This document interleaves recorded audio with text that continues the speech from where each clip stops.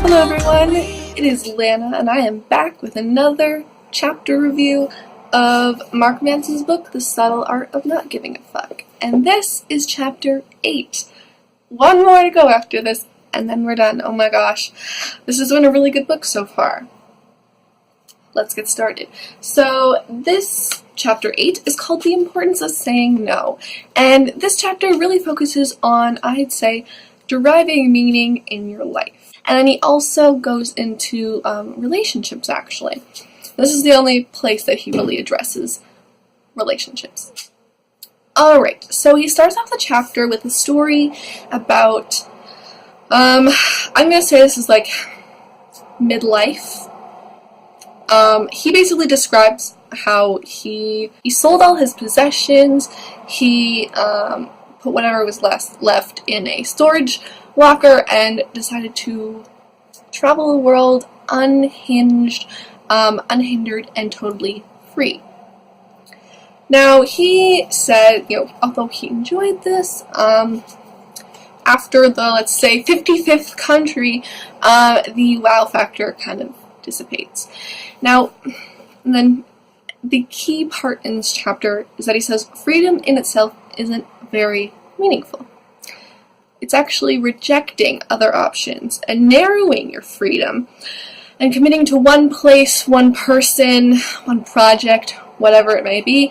That is where the meaning is created. Let's say he was traveling around and he was fucking every girl left, right, and center, Before he left one country, he'd already forgotten the last lover. Now, being married now, he values that relationship a lot more than he did all of those individual ones. And there's a lot more meaning in his committed, monogamous relationship, he finds, than in all those random lays. Then he actually goes on to another story on his trip to Russia, where the totally brutally honest attitude there rubbed him the wrong way because of being a Westerner. We're all about niceness and even just faking niceness. And there they would tell you if they thought something you said was stupid, or they would say if they didn't like something. And it kind of came off as rude, but to them it was very honest. And he talked about this concept with one of his professor friends, and he said that, throughout the wars, trust was something that was very highly valued.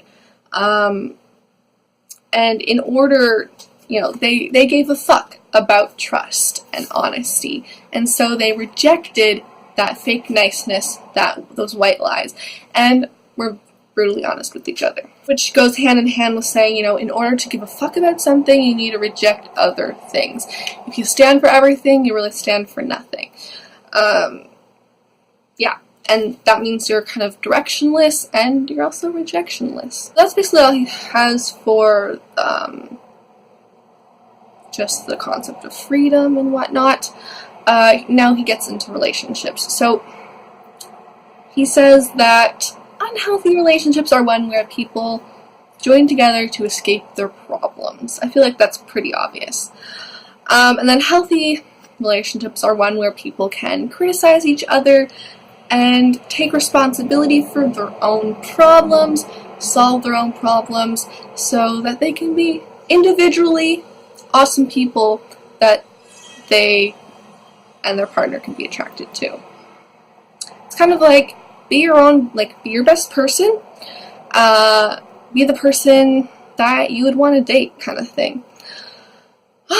Then he talks about support in a healthy relationship. There should be some support there, and it should be willingly and not out of obligation. In an unhealthy relationship, there is a victim and a saver, and the support given is often kind of a self-interested thing, wanting to make themselves feel better. And again, in this unhealthy relationship of a victim and a saver, one person's not taking responsibility for their problems, yada yada yada. And then he goes on to trust. Trust is another important aspect of good relationships. And partners need to be able to say no and hear no, which, they've got to be able to communicate honestly, even when it's hard, and have those conflicts so that they can move past things and grow together.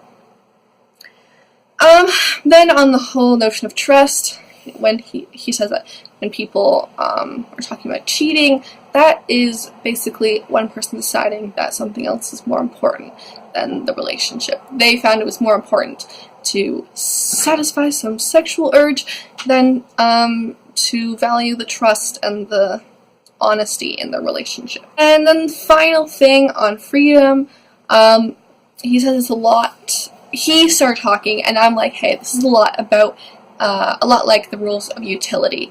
If you have if you have 10 hamburgers, the 10th hamburger you're going to eat isn't going to be as satisfying and delicious and amazing as the first one you had.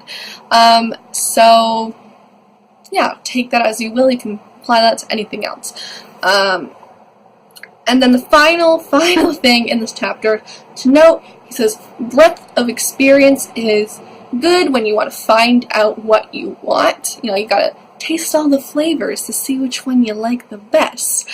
But depth is where the real gold is, where the true relationships and the meaning is found.